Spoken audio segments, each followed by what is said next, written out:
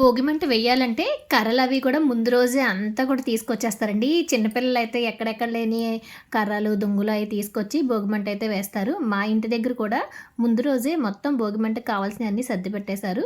తెల్లవారుజామునే 4:30, 5 మహాలక్ష్మి గారు, సూరిబాబు గారు ఇద్దరు కూడా వచ్చండి ఈ భోగిమంటనైతే వెలిగించారు. భోగిమంట వెలిగించే ముందు కూడా శుభ్రంగా స్నానం చేసేసి వచ్చిన తర్వాత హారతి కర్పూరంతో అయితే ఈ భోగిమంటని వెలిగిస్తారు.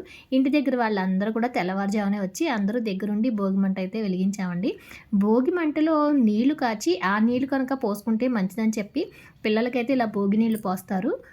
స్నానాలు అయిపోయిన తర్వాత ఇలా భోగిమంట చుట్టూ ప్రదక్షిణ చేసి నమస్కారం చేసుకోవాలని చెప్పి మా నూకరత్నం పిన్ని చెప్పారండి. అందరూ కూడా అలా ప్రదక్షిణ నమస్కారం చేసుకున్నారు. ఈ సంవత్సరం మా వీధిలో అయితే చాలా భోగిమంటలు అయితే వేశారు. ఎందుకంటే ఈ సంవత్సరం రోడ్డు కూడా వేశారు. అంతా కూడా బాగుందని. నేనైతే సంక్రాంతికి అమ్మ వాళ్ళ దగ్గర ఉంటాను కదా అని భోగి రోజు అంటే రేపు భోగి అంటే ముందు రోజే ఇలా రంగులతో మొత్తం ముగ్గులు వేశానండి. ఇదిగోండి ప్రతి భోగికి శనగపిండిలో కొంచెం పసుపు యాడ్ చేసి నలుగు పిండిని అయితే ప్రిపేర్ చేస్తారు. నూనె ఒళ్ళంతా పట్టించేసి నలుగు స్నానాలతో చేస్తారు. స్నానం అయిపోయిన తర్వాత మినప సున్నుండ కానీ నువ్వులతో చేసిన అరిసి కానీ తింటూ ఉంటారనమాట.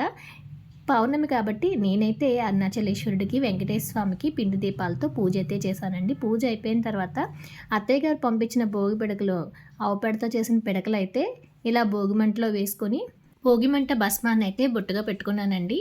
మీ ఇంటి భోగి ఎలా సెలబ్రేట్ చేస్తున్నారో కామెంట్ చేయండి. Like, share and subscribe. Thank you for watching.